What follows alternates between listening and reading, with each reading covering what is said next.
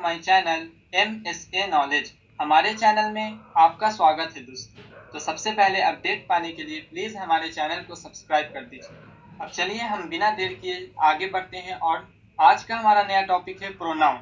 इस वीडियो में हम प्रोनाउन को डिटेल के साथ पढ़ने वाले हैं और साथ ही इसमें टाइप्स ऑफ प्रोनाउन भी हम जानेंगे।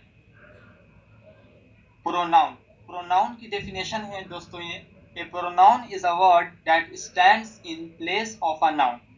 एक प्रोनाउन ऐसा वर्ड है जो कि प्लेस ऑफ अ नाउन पर आता है, यानी कि नाउन के जगह पर जिस वर्ड का हम लोग यूज करते हैं उसे ही हम प्रोनाउन कहते हैं। चलिए इसको हम एग्जाम्पल के थ्रू समझते हैं। जैसे Rahul is my brother, Rahul is an intelligent boy, Rahul goes to school every day. इन तीनों सेंटेंस में हम बार बार राहुल का यूज ना करके हम कुछ इस तरह से भी कह सकते हैं, जैसे कि Rahul is my brother, he is an intelligent boy. यहाँ दोस्तों हमने राहुल की जगह पर ही का इस्तेमाल किया है। He is an intelligent boy, वो एक बुद्धिमान लड़का है। He goes to school every day, वो स्कूल रोजाना जाता है। तो राहुल तो एक नाउन था और उसके जगह पे हमने ही का यूज किया है जो कि एक प्रोनाउन है। इसी तरह से और हम आगे काइंड्स ऑफ प्रोनाउन भी जानेंगे। चलिए दोस्तों तो आगे बढ़। Kinds of pronoun. प्रोनाउन के 7 काइंड्स होते हैं दोस्तों। पहला personal pronoun, number 2 possessive pronoun, number 3 demonstrative pronoun, number 4 distributive pronoun, number 5 reflexive and intensive pronoun, number 6 indefinite pronoun and the last is number 7 interrogative pronoun.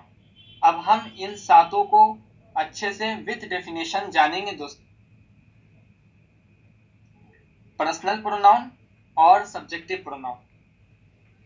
देखिए दोस्तों इसकी ये definition है, the pronouns which are used for all the 3 persons are called personal pronouns. Pronoun जिसका use हम लोग 3 person के लिए करते हैं, first person, second person and third person पर जिसका यूज किया जाता है उसे पर्सनल प्रोनाउन कहते हैं।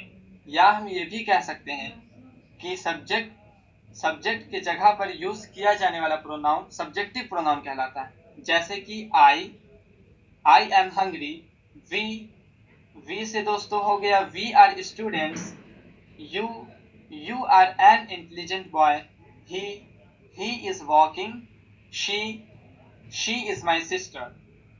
तो ये सारे प्रोनाउन दोस्तों सब्जेक्ट के प्लेस पर यूज किया जा रहा है, इसलिए इसे सब्जेक्टिव प्रोनाउन भी कहा जाता है। और दे आर थर्स्टी। इसी तरह से हम आगे बढ़ते हैं और नंबर 2 है possessive pronoun. We use a possessive pronoun to show possession और ऑनरशिप। देखिए दोस्तों पॉजेसिव का मतलब होता है अधिकार। जिस प्रोनाउन का प्रयोग अधिकार दिखाने के लिए किया जाए उसे ही हम पॉजेसिव प्रोनाउन कहते हैं। जैसे कि यह मेरी किताब है, तो किताब पर मेरा अधिकार है। और मेरी किताब, तो मेरी किताब का जो इंग्लिश है दोस्तों वो होता है माई बुक, इसलिए यह मेरी किताब है। इसको अगर हम इंग्लिश में ट्रांसलेट करते हैं तो दिस इज माई बुक हो जाता है। अगर इसको हम कुछ इस तरह से कहें, यह किताब मेरी है, तो इसमें दोस्तों दिस बुक इज माइन कहा जाएगा, क्योंकि मेरी किताब, किताब के साथ मेरी नहीं आ रहा है, किताब के बाद मेरी है, इसलिए दिस बुक इज माइन कहें। माइन जो है वो पॉजेसिव प्रोनाउन है, क्योंकि ये किताब से मेरी अधिकार दिखा रहा है। उसी तरह से पॉजेसिव प्रोनाउन के कुछ और एग्जांपल्स हैं। दिस पेन इज माइन, यह कलम मेरी है।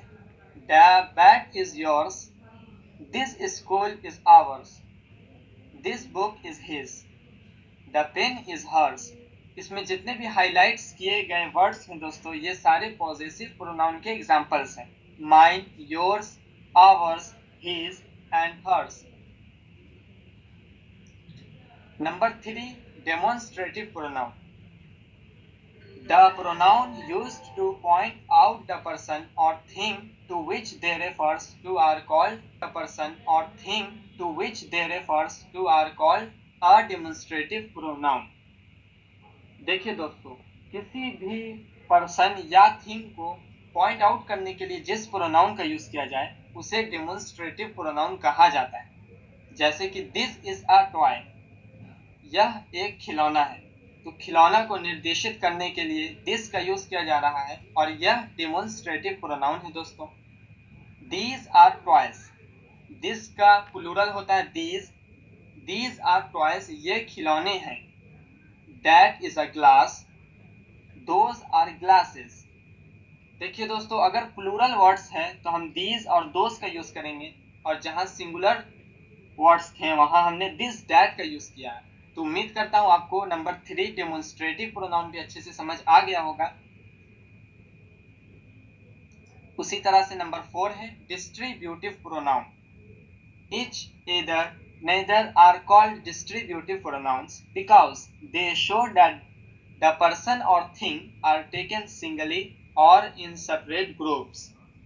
जिस each, either और neither का प्रयोग एक वचन में व्यक्ति, वस्तु या उनसे अलग अलग ग्रुप का बोध होता है, तब हम उन्हें डिस्ट्रीब्यूटिव प्रोनाउन कहते हैं दोस्तों। जैसे कि each यानी कि प्रत्येक, either दोनों में से एक, neither कोई भी नहीं। तो ये सारे डिस्ट्रीब्यूटिव प्रोनाउन के एग्जाम्पल हैं। चलिए हम आगे बढ़ते हैं और एग्जाम्पल के थ्रू अच्छे से समझते हैं distributive pronoun. Each of the boys is tall, प्रत्येक लड़के लंबे हैं। तो ये प्रत्येक जो है ईच, यही डेमोन्स्ट्रेटिव प्रोनाउन है, सॉरी डिस्ट्रीब्यूटिव प्रोनाउन है दोस्तों। Either of the girls is ill, दोनों में से एक लड़की बीमार है, यानी कि यहाँ पे बताया जा रहा है कि दोनों में एक लड़की। एदर, एदर का मीनिंग होता है दोनों में से एक। Neither of the pens is new, कोई भी पेन नया नहीं है। तो ये सारे डिस्ट्रीब्यूटिव प्रोनाउन है दोस्तों। पांचवा हमारा है रिफ्लेक्सिव और intensive pronoun. Reflexive pronouns generally refer back to the subject of the sentence।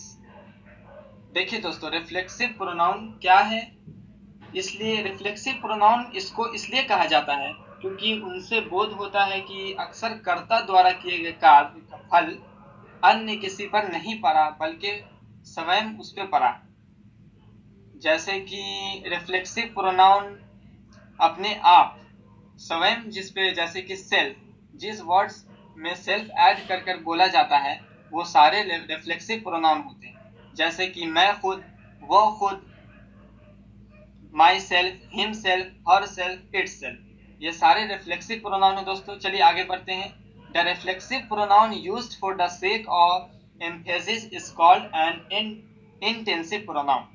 देखिए दोस्तों, ये इंटेंसिव प्रोनाउन का डिफिनेशन है, और इंटेंसिव प्रोनाउन रिफ्लेक्सिव प्रोनाउन का समझिए दूसरा रूप है।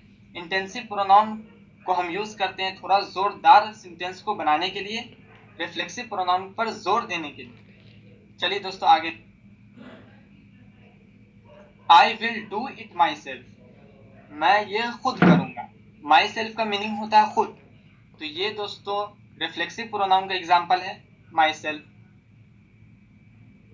और आगे अगर हम देखें, I myself will do it. देखिए दोस्तों, यहाँ आई माई सेल्फ यानी कि सब्जेक्ट के तुरंत बाद माई सेल्फ आ गया है, तो मैं खुद ही ये करूंगा, इसलिए माई सेल्फ का मीनिंग खुद ही हो गया है, इसलिए हम इसे इंटेंसिव प्रोनाउन कहते हैं। अगर सब्जेक्ट के बाद myself, herself, himself, yourself, इन सारे वर्ड्स का यूज होता है तो उसकी मीनिंग हो जाती है खुद ही, मैं खुद ही, वह खुद ही, तुम खुद ही। तो ये सारे इंटेंसिव प्रोनाउन दोस्तों। Rahul will go himself, Rahul खुद जाएगा, तो इसमें राहुल के तुरंत बाद हिमसेल्फ का प्रयोग नहीं किया गया है, इसलिए ये भी रिफ्लेक्सिव प्रोनाउन है दोस्तों। उसी तरह से अगर हम और आगे देखें, Rahul himself will go, Rahul जो कि एक सब्जेक्ट है उसके तुरंत बाद हिमसेल्फ का यूज किया जा रहा है सेंटेंस को थोड़ा जोरदार बनाने के लिए। जैसे कि राहुल खुद ही जाएगा, तो इसकी मीनिंग हो जाती है खुद ही, इसलिए हम इसे इंटेंसिव प्रोनाउन कहते हैं। तो उम्मीद करता हूं कि आपको ये सारे प्रोनाउंस काफी अच्छे से समझ में आए हों। नंबर 6 है दोस्तों इंडेफिनिट प्रोनाउन। इंडेफिनिट प्रोनाउन की अगर हम डेफिनेशन देखें, an indefinite pronoun refers to a noun in a general और इंडेफिनिट वे।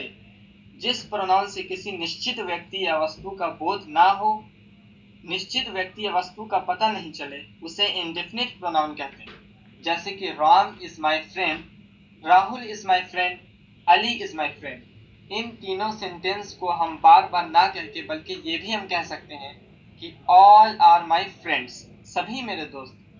तो इस तरह के जो भी, जैसे कि ऑल हो गया, वो इंडेफिनिट प्रोनाउन होता है दोस्त। देखिए कुछ और एग्जांपल्स हम देखते हैं। Rakesh is my brother and Rohit is my brother. तो इन दोनों का नाम हम ना लेकर बल्कि हम ये भी कह सकते हैं कि बोथ आर माई ब्रदर्स, दोनों मेरे भाई हैं। उसी तरह से अगर कुछ और हम एग्जांपल्स देखें, ऑल, सभी, मेनी, अनेक, बोथ, फ्यू, सम, लिटिल, ये सारे दोस्तों, ये सारे एग्जांपल हैं इंडेफिनिट प्रोनाउन के। उसी तरह से नंबर 7 दोस्तों, जो कि लास्ट प्रोनाउन का काइंड से, इंटेरोगेटिव प्रोनाउन। देखिए दोस्तों ये काफी इजी है। The pronouns used for asking a question are called interrogative pronoun. जिस इंट्रोगेटिव प्रोनाउन का यूज हम किसी भी क्वेश्चन करने के लिए करते हैं उसे ही हम इंट्रोगेटिव प्रोनाउन कहते हैं। जैसे कि व्हाट इज योर नेम, आपका नाम क्या है। हु इज ही, वह कौन है। Which is your bicycle. देखिए दोस्तों ये सारे WH क्वेश्चन हैं, इसलिए इन सारों को इंट्रोगेटिव प्रोनाउन कहा जाता है। उसी तरह से why do you come late, तो ये सारे इंट्रोगेटिव प्रोनाउन वाले वर्ड्स हैं दोस्तों, व्हाट, हु, विच, व्हाई। तो उम्मीद करता हूं कि आपको सारे pronouns, total kinds of pronoun अच्छे से समझ में आए होंगे दोस्तों।